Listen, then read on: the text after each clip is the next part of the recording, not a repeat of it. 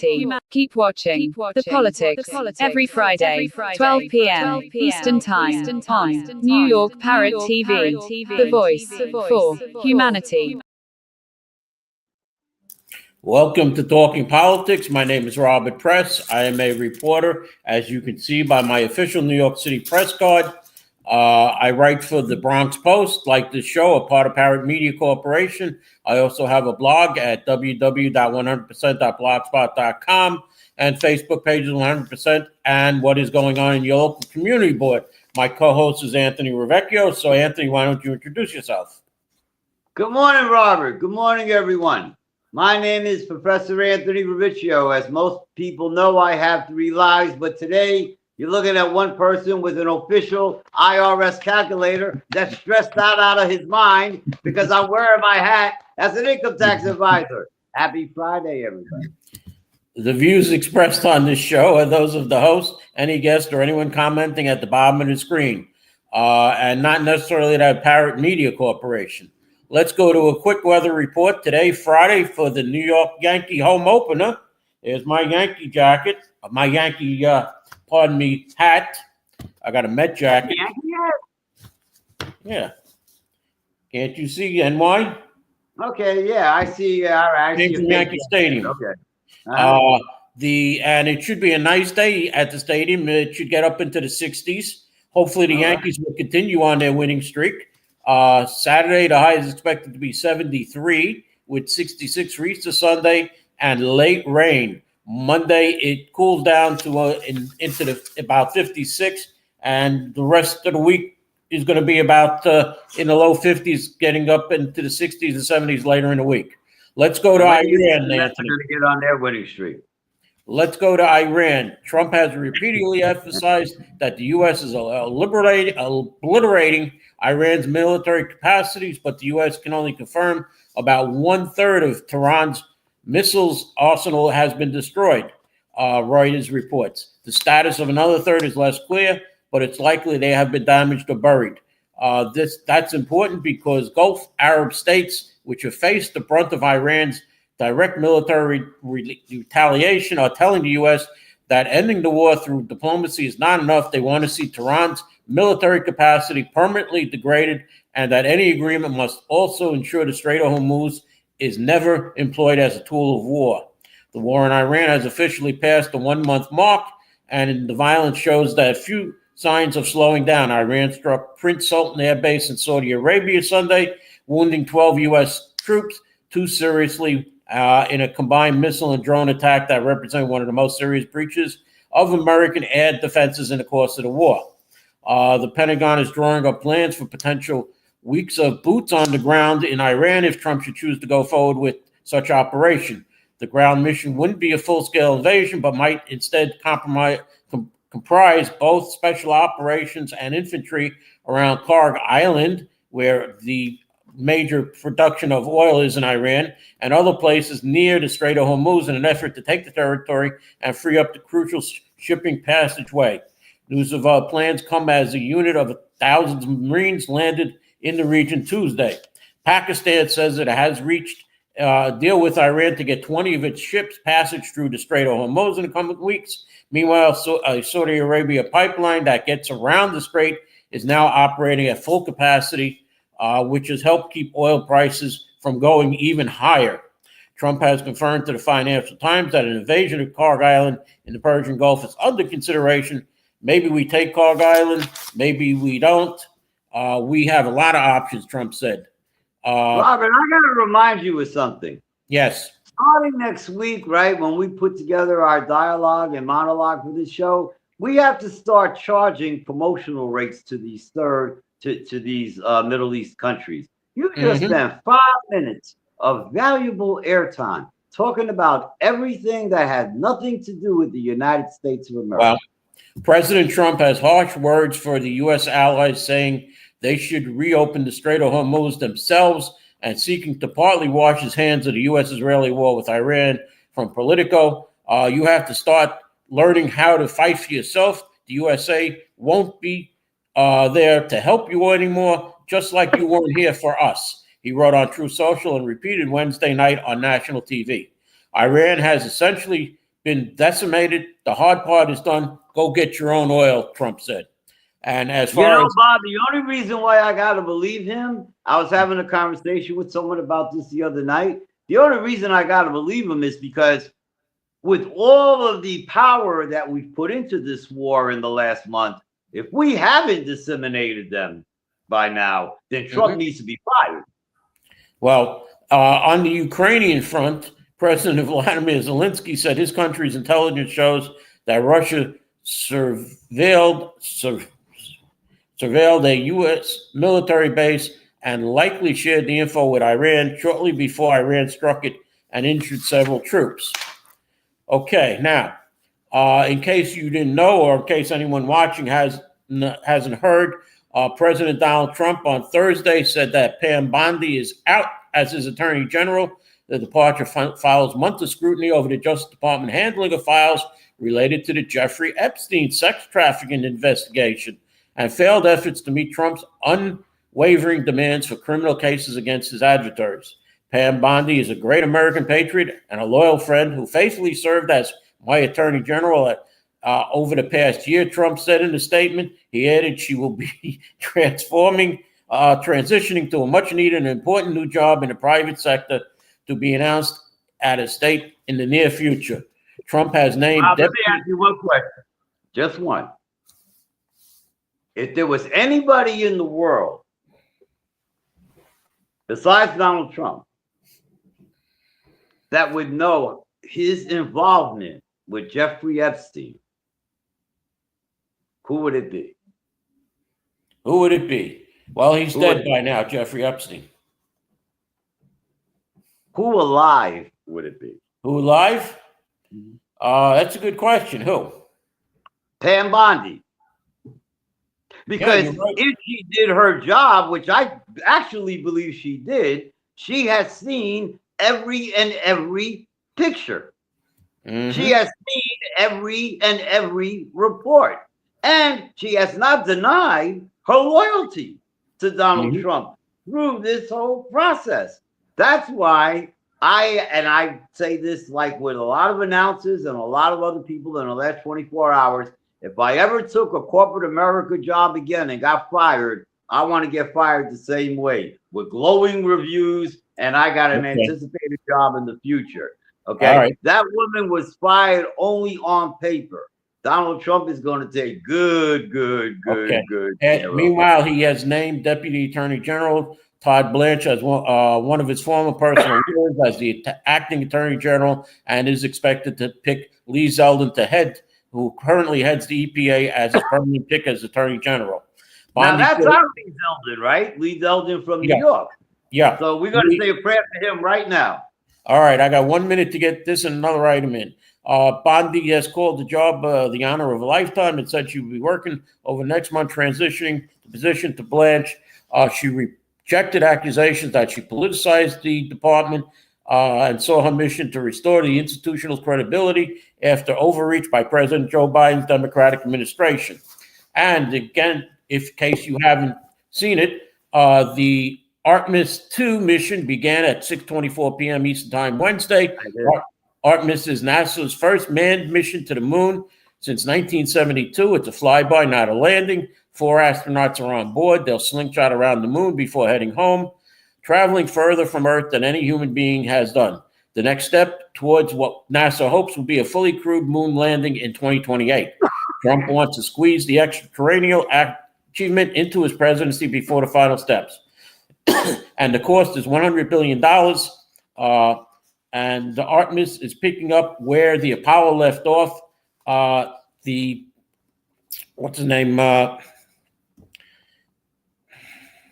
Jared Isaacman, who is in charge of the project, said. And let's go over to our segment, Political Money. As we saw, this is costing $100 million. So, Anthony, take it away with Political Money. We have a new segment, Bob, called Political Money. And the first thing I got to tell you is that once the astronauts find out how much gasoline is for the week, they may not come back. Gasoline for the week is now at $4.08, the highest it's been since 2022. Just to share some economic numbers for you for the week, believe it or not, unemployment actually went down. It went down from 4.4% to 4.3%, partially because employment, of course, went up. During the course of this week, the government, as well as private America, generated over 180,000 U.S. jobs, both part-time and full-time. I cannot give you sector yet because that's being broken down as we speak. Yeah, but Still Anthony, why was New York State down 20,000 jobs then? That was reported by the controller. Well, that number I just reported to you is nationally. When we talk about regionally and statewide, if you want me to, I can talk more about that at the segment next week about New York State in particular and its effect. Still talking about the events of the week, let's talk about the stock market. Now, I don't know if it's good news or bad news. The stock market is closed today. The bond market is open today. But for the week, believe it or not, we broke a 5-week losing streak. We are up for the week. We are up 3 to 4% for the week. Whether you are in your traditional stock market mutual funds or in your what I call sector-based mutual funds. Of course, the best ones for the week were the ones both in technology and in healthcare. But even generalized index funds made 3 to 4% for the week. Interest rates. Well, interest rates went up as well.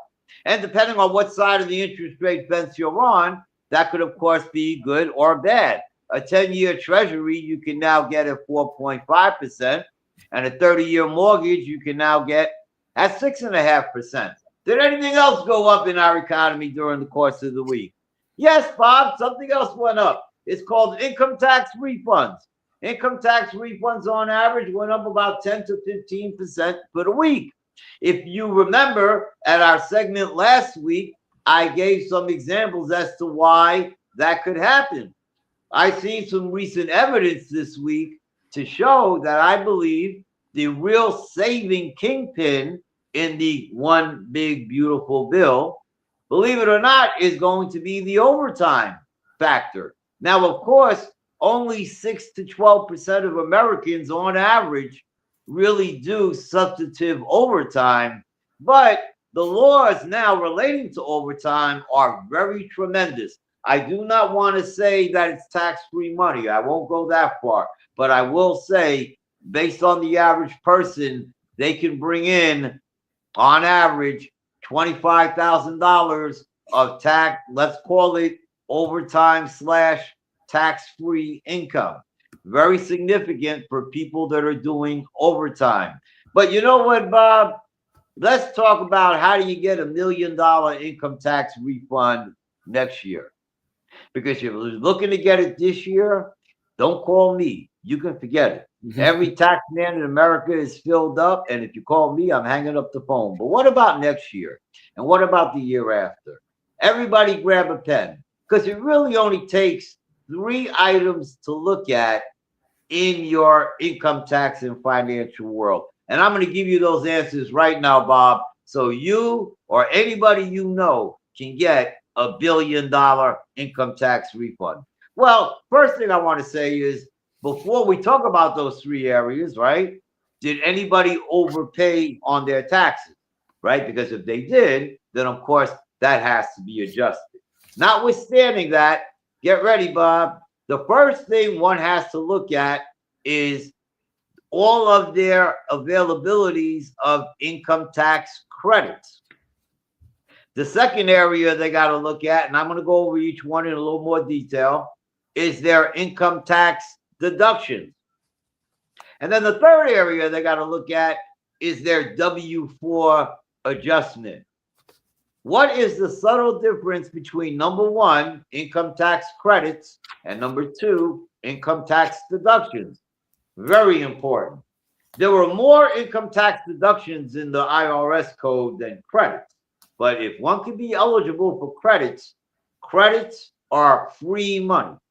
They're basically IRS free money. And you get a dollar for dollar deductibility, which is why there aren't that many of them. Whereas with income tax deductions, you get what's called a lowering of your tax liability. How low? Generally speaking, your income tax bracket. Most most taxpayers, I'm being very general, most taxpayers are in a 15 to 20% federal bracket. If they're in a high state bracket, you could add another 10%. That would be 30%. So again, a 30% deduction is better than zero. But again, a tax credit is a 100% tax credit. So now to get back to number one, where areas in the tax code give you free money, give anybody free money? There are two particular areas. I'm not going to go into them overly specific because we could turn this into a 1-hour show. I'll give you my number afterwards. But look at children's credits, look at college credits. School credits and college credits are very wonderful in the IRS code. With children credits, and Robert, I know that you have a child, so I'm sure you know this as those well. are going, those credits are going. Huh? Oh, well, yeah, well, for you. But the reason why they're gone is because, of course, when the child is born, right, you, of course, get all these wonderful tax credits. And then, of course, as the child gets older, the tax credits become less because the child is not becoming a child anymore. There are certain exceptions. If the child is going to college and staying at home, then the child is still considered a child up until the age of 24. Right, and but doesn't earn any income. They can only earn X amount of dollars. They can't earn a regular salary either. Well, that is correct. That is correct. And of course, there are different rules and regulations that apply. But if they are eligible, and I would say, you know, anyone that has a child, you want to look into what I call the 3 stages of children's tax credits. There are wonderful tax credits for children under the age of 13. That relates more towards babysitting and things of that nature. From 13 to 17, those are your teenage years. And then from 18 to 24, more geared towards college or pre-college. And then I mentioned college as part of that income tax credit format. Now, income tax deductions, where you can only lower your tax liability, but in most cases, if eligible, you would be lowering it about 30%. Now, very important because this gets more wide-ranging. I'm not going to go into them in detail, but I will mention what I consider to be several that are important. So medical expenses, right? You want to have those examined. Your gift to charity, you definitely want to have those examined. Retirement contributions, you know, we don't think about that in the income tax world, but when you put money into your retirement plan, you're lowering your gross income. And like with anything else, when you lower your gross income, you lower your tax liability. You lower your tax liability, your tax refund goes higher. One question, Anthony, about that. Can you put into the IRA when you start taking out, though? It depends which one you have. Good question. In the IRA world, there are 2. One is called still traditional. Another one is called Roth IRA. There are very specific rules and regulations for each. With the Roth IRA, yes, you can. Not with the traditional. But there are different benefits for one versus the other. So one has to, again, so when you keep hearing me use the word examine or speak to someone about it, that's the reason why, because there are different advantages for one versus the other. And with these type of situations, there is no one size fits all situation. You know, you want to create a situation that works for you. Health savings accounts, as I said a moment ago, I think they're very good, very popular. So again, you want to look at it in that area. Third and last area in getting $1 billion refund. If you work, everybody has to fill out a W-4. A W-4 is your withholding that you tell the job how much to take out in taxes. Now, trust me when I tell you, your job don't know the answer to that. Why? Because your job doesn't do income taxes. Your job is going to give you a form and tell you to fill it out. How come they're not going to help you? Because they do not want to be held liable. In the old days, they would help. In the old days, they get it wrong. And now they want you to get it wrong. And trust me when I tell you, you are going to get it wrong. The best thing you can do is go to your tax representative or go to a tax representative and have them number crunch what area that you should fall in. The best area one should fall in is where one says, okay, I want to pay my fair share in taxes. So I'm not getting a refund, not a large refund. I'm not getting, I don't know. I'm basically at that zero. Why do I want to be at that zero? For two reasons. Number one, so I don't owe, right? You never want to owe. And then number two, those first two areas that I mentioned, well, they're the ones now they're going to give you the bang. This one here is the one that's going to save you. That's how you get $1 billion income tax refund. 347-575-5045. Bob, back to you. Do I have to change my name though before I get that $1 billion refund to say Donald J. Trump? No, but I would suggest that you finally get that divorce that's been on pending. It's done. We're gonna go. We got a few minutes before our commercial. We got 3 minutes, so let's go into the late state budget. The New York budget will be late again this year. Governor Kathy Hochul and the Democratic-led state legislature failed to reach an agreement ahead of Wednesday's deadline, making it the 7th consecutive year the budget will be passed after the April 1st start of the state's fiscal year. So that's every year that Kathy Hochul's been in office. Lawmakers have passed a 1-week budget extender on Tuesday this past week, ensuring state workers will get paid as scheduled this week, and they will be back on Tuesday. They're away now for 2 weeks vacation for the Passover and Easter holidays, but they will have to go back up Tuesday to put another extender on. The governor and lawmakers are still fussing over several weighty. So Bob, and I apologize. So just so I can understand what you just said, I just want to try to understand what you just said. So in Congress, we're mad that we can't get anything done, right? Because some people say that the Democrats are going on vacation, right? Are these the same Democrats? Down ballot, the Democrats, state level Democrats. So then on the federal and on the state side, we're not getting government to work correctly because the Democrats want to go on vacation. Well, yeah. And then there's a problem at the city level with the Democrats, with the Democratic mayor and Democratic city council, who have come up with different numbers on their budgets. But we'll get into that later in the show. Aren't you so happy? Didn't I say first on this show that the one thing I liked about Julie Menon more than anything else is that she has common sense, right? Thank God, because Mandami, you know, I'm a retired college professor in finance, personal finance. He should come to one of my classes.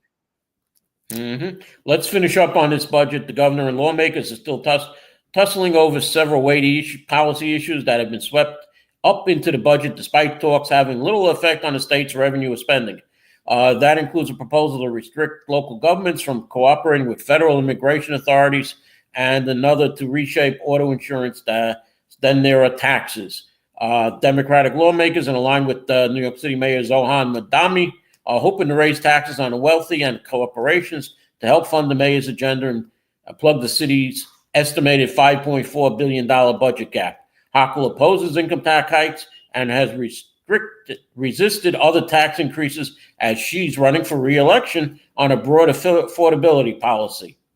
And for now, we are where we are, said State Senate Finance Chair Liz Kruger, a Manhattan Democrat. Late budgets have become a rite of passage in Albany for decades. Hochul, who took office in 2021, hasn't had an on-time budget yet, with last year's stalemate lasting till May 8th. That marked the latest state budget since 2010, when lawmakers finished passing it July 1st, according to data from the from the state controller's office. Just 10 of the last 40 budgets have been on time. We always like to have an on-time budget.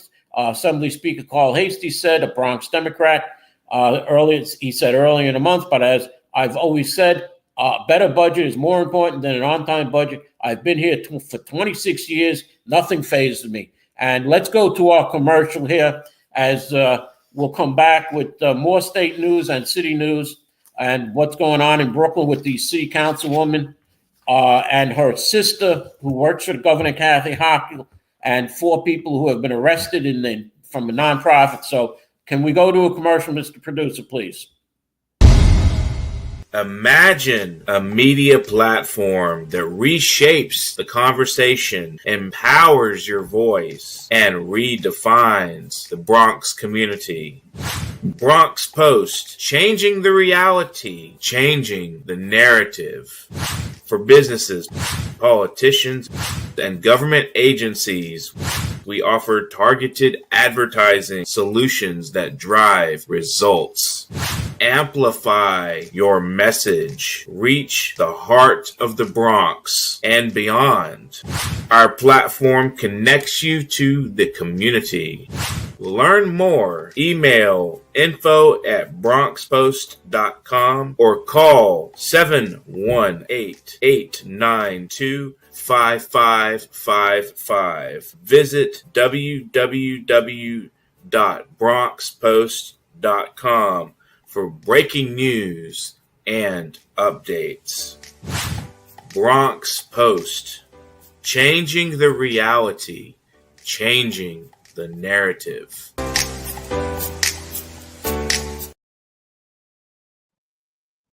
Okay, welcome back. I'm going to continue with some state politics as Kathy Hochul's lead over her likely Republican opponent has shrunk by half over the past 2 months. Hochul leads Bruce Blakeman by just 13 points in the latest Sierra poll. While Kathy Hochul still holds a double-digit lead over Bruce Blakeman, the poll from Sierra College shows the lead has continued to dwindle. According to the new poll, Hochul would beat Blakeman, the current Nassau County executive, by 13 points among registered voters. That's down 7 points from the previous poll released at the start of the month, an even bigger dip compared to the 26-point lead Hochul had in early February. The poll shows her beating Blakeman 47-34. It's also the first time Hochul has not won the support of the majority of registered voters.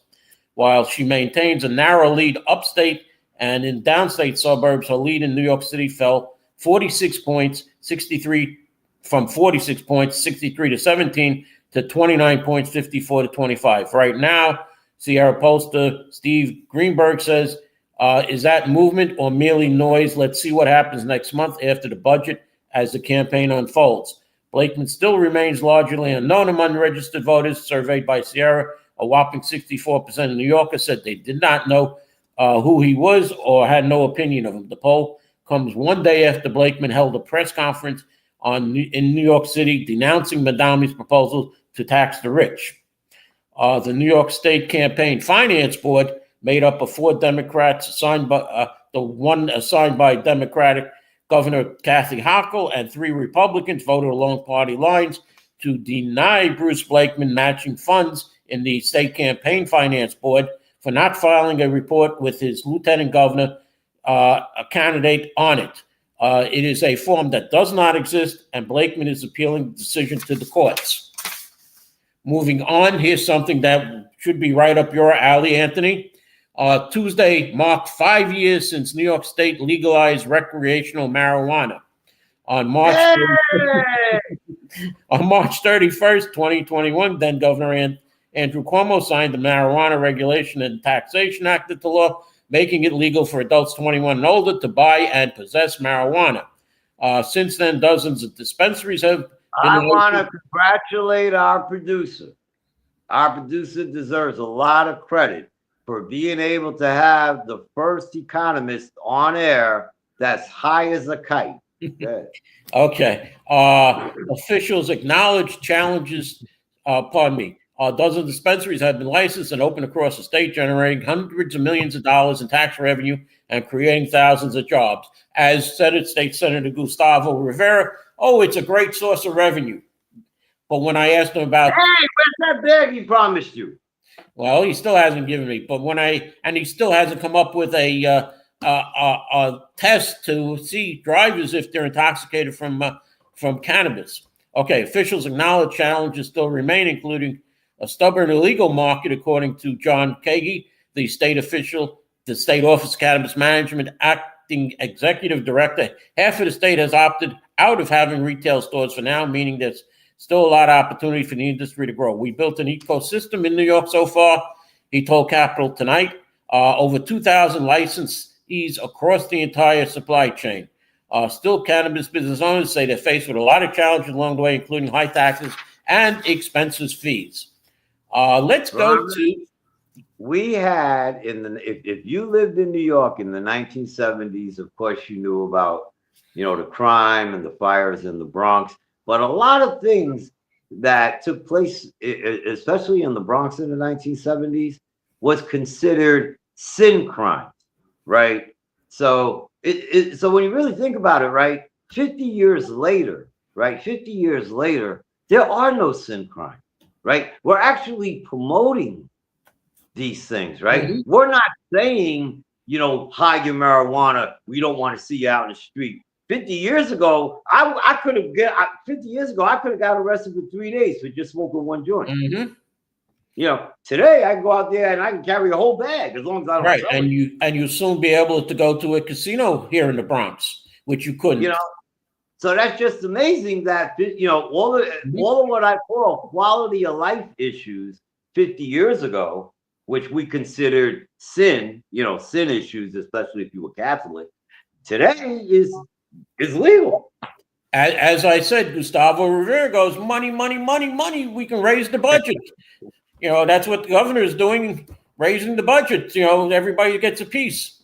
Okay. Now, I'm glad you said crime, Anthony, before, because Police Commissioner Jessica Tisch Thursday announced that the NYPD delivered the lowest murders and shooting incidents for the first quarter of the year in recorded history. During the first 3 months of 2026, there were 54 murders in New York City, beating the previous all-time low of 60 murders set in 2018. However, Police Commissioner Jessica Tisch needs to visit the Bronx. By borough, murders were down more than 57% in Brooklyn, 12 versus 28 in 2025. More than 44% in Manhattan, 5 versus 9 in 2025. And nearly 6% in Queens, 16 versus 17 in 2025. Staten Island had 0 murders so far in 26. But in the Bronx, there were 2 more murders this year than in 2025, 21 versus 19, which is an increase of 12% in the murder rate in the Bronx. One bright spot was grand larceny, citywide, which declined 3.6%, and it declined in the Bronx by 10.6%. So obviously our Bronxites are getting a little smarter and not leaving anything in their cars, because that was one of the major things of grand larceny. They left their laptops or whatever, and anything over $1,000 is considered a grand larceny. However, not in the 7 categories that make up the crime stats in the first quarter. And as she said, shooting murders and shootings were down. Well, in the Bronx in 2026, shooting victims, there were 61 compared to 50 in 2025, an increase of 22%. And that's shooting victims. Shooting incidents were 51 to 45 in 2025, an increase of 13.3%. And for the last 28 days through March 29th, 2026, shooting victims in that period was 17 compared to the same time in 2025, where there were 11, or an increase, according to the police department, of 54.5%. In the 28 days through 3/29/26 shooting incidents, there were 15 in that time period compared to 11 in 2025, or it was an increase of 36.4%. It looks like that the crime stats were down in January and February, thanks to the 2 big snowstorms and very cold weather in those 2 months. And by the way, Anthony, you know that they divided the Bronx now into the North and South Division, and the 45th precinct is belongs in the North Division because it's Co-op City. It goes up to Co-op City, but it's in the South Division. And the 46th is in the North Division, which should be in the South Division because it goes down to the almost South Bronx. And I wonder what genius came up with 40 to 45 is in the South and 46 to 52 is in the North. As you and I both know, there is no 51st precinct. But we need, if they're going to divide it this way, we need 2 more precincts, 1 in the North and 1 in the South, because we have 3 precincts that have over 3,000 crimes in them, in those precincts alone. And the whole borough of Staten Island that has 4 police precincts has the same amount of crime. So It's unfair, Jessica Tisch. We need more police precincts. Now, let's move on to what happened in Brooklyn with Councilwoman Farrah Lewis. Federal prosecutors are investigating whether a New York City Council member and her sister and aide to Governor Kathy Hochul accepted bribes or kickbacks in connection with the appropriation of city funds to a migrant shelter provider, according to a copy of a search warrant obtained by the Associated Press. The warrant, signed March 19th, seeks evidence of possible criminal violations involving Council member Farrah Lewis, a Brooklyn Democrat, Debbie Lewis, who serves as Kathy Hochul's assistant secretary of New York City Intergovernment Affairs. It also names Edu Hermelin, the husband of State Assembly member Rodney Bichette Hermelin, who chairs the Brooklyn Democratic Party. A spokesman for Hochul confirmed that Debbie Lewis was placed on leave last week after the governor learned of the federal corruption investigation. The warrant for a phone connected to the investigation said prosecutors are seeking information about whether the three received benefits in exchange for action taken on behalf of BRAG, BHRAGS, Home Care Inc., a Brooklyn-based nonprofit that provided in-home services to sick and elderly. In 2022, an influx of asylum seekers began arriving in the city. The nonprofit expanded its mission to include emergency shelters for migrants and other homeless services. Records show they have since received more than a dozen contracts totaling over $200 million from the Department of Homeless Services. And it continues that the two former BRAG officials charged in the indictment were Roberto Samedi, who served as the firm's executive director, and Jean Ronald Turris, who has been the chairman of its board. The two vendors charged are former Sergeant Eduardo St. Fort and Miguel Jorge. Both men were tied to companies that provided security to the shelters. The indictment accuses the two vendors of steering business to the security companies from August 2020 to January 2024, while Mr. St. Fort and Mr. Jorge funneled bribes and kickbacks totaling more than $1.3 million to BRAG officials, prosecutors said. Some of the embezzlement occurred in May 2023, prosecutors said, when Mr. Turris asked the BRAG board for $800,000 to aid economic growth and affordable housing in the distressed area of New York City. The two men also steered lucrative services worth more than $4 million in total to vendor companies run by the two vendors that provided private security, furniture, and more to homeless shelters. In exchange for steering them, the contract, Mr. Jorge and Mr. St. Fort paid Mr. Samedi and Mr. Tiris more than $175,000 in kickbacks, prosecutors said. BRAG, in a statement, said the company has been cooperating with the investigation for more than 50 years. It has served New Yorkers in need with integrity and the highest ethical standards, and we take allegations against Mr. Samedi seriously, the statement said, adding that the executive director has been placed on administrative leave and that another official has assumed his duties. Any comments on this? You know what, Bob? If you'll allow me, I wanna sort of re-review everything you just said in layman's terms to be sure A, I heard it correctly, and B, that the audience truly understands what you just said. So if I heard you correctly, you said that in the last 2 years out of 50, because you ended it by saying that they've been providing services for 50 years. So for the last 2 years, there was all of a sudden corruption. And corruption came from the city council person. And corruption came from the assistant. And corruption came from the security, right? And corruption came from this person. And notice what I'm saying. What I'm saying is none of this could have happened overnight. No, it goes back to 2020, it says. Yeah, okay. No. Yeah, that's what it says, right? None of this could have happened. Right. So this goes way back. And I really think there should be some possibility. I don't know what's going to happen, but some possibility that someone in the city council should say, you know what, whether we agree on housing or not as a borough, and we got 5 boroughs, whether we agree as whether we need more housing or not, some of these contracts really need to be relooked at. I don't know how you do it. I don't know how independent you do it, but here in the Bronx, I think I can very easily mention 3 or 4 or 5 companies alone, right, that have the majority of these contracts. It's not like they have 1 or 2. It's more like they got 10 or 20. And like I said, these things don't happen overnight. My opinion, that's a perfect textbook, playbook example of housing corruption.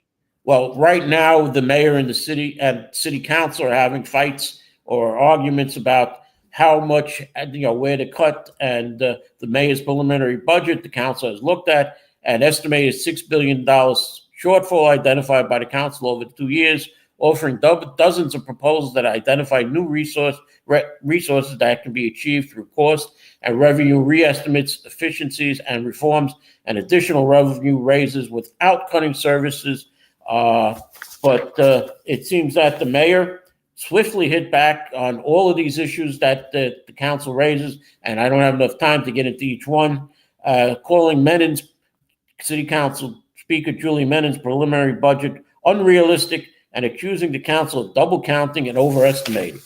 And as far as costs goes, here are the costs for the borough jails. The Brooklyn Borough Jail will be costing $3 billion and is expected to be finished somewhere about 2029.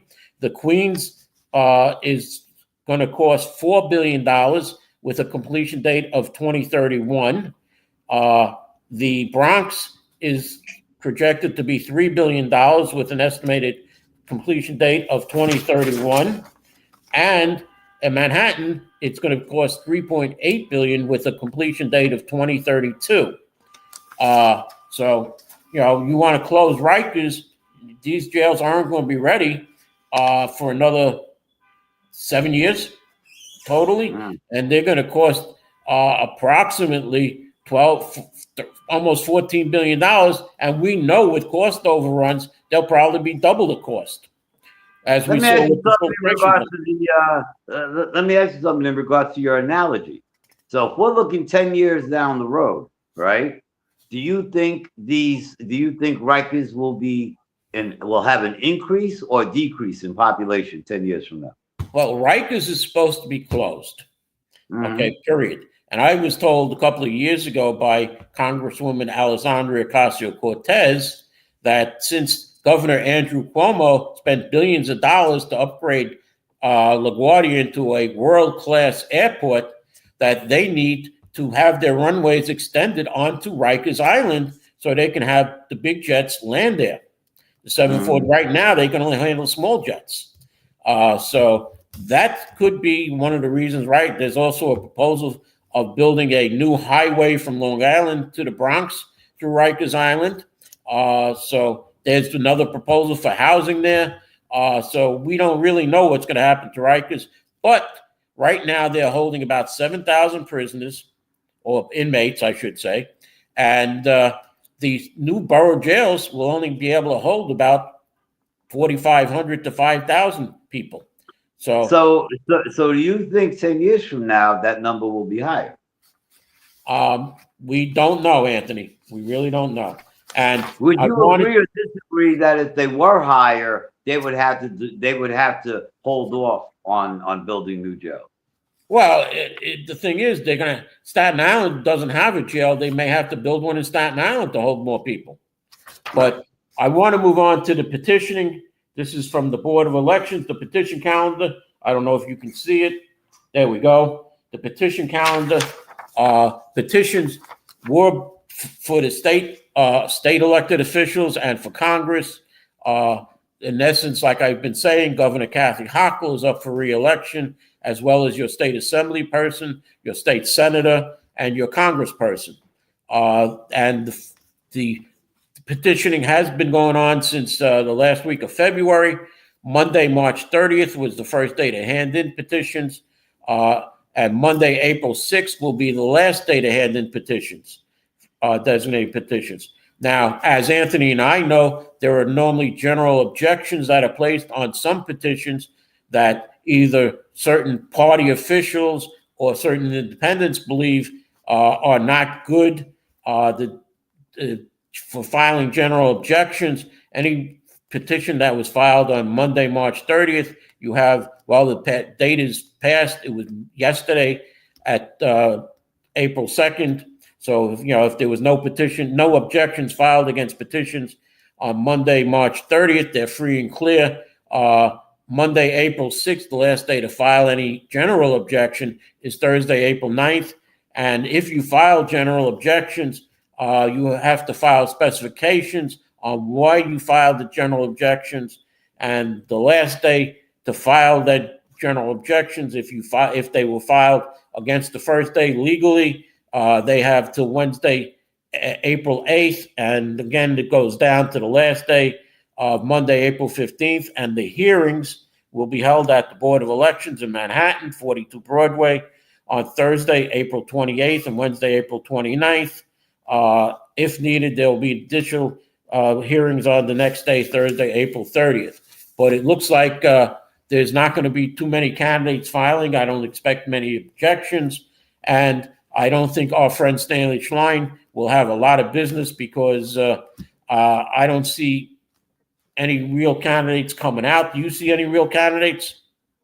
Robert, that's another conversation for another time. But you are right on the whole that, I've been saying to people that, as people like you and people like me get older, of course, everybody else gets older too, but you have a new generation that now is, coming into its own force. And I'm a little amazed as to how in some areas in the Bronx that hasn't blossomed yet. Of course, I do expect it to blossom. It just hasn't blossomed yet. To be a little more specific with the question you asked a minute ago, it seems like there are certain candidates that are getting out there in the 84th Assembly District, and this is a third-hand report, not a direct report.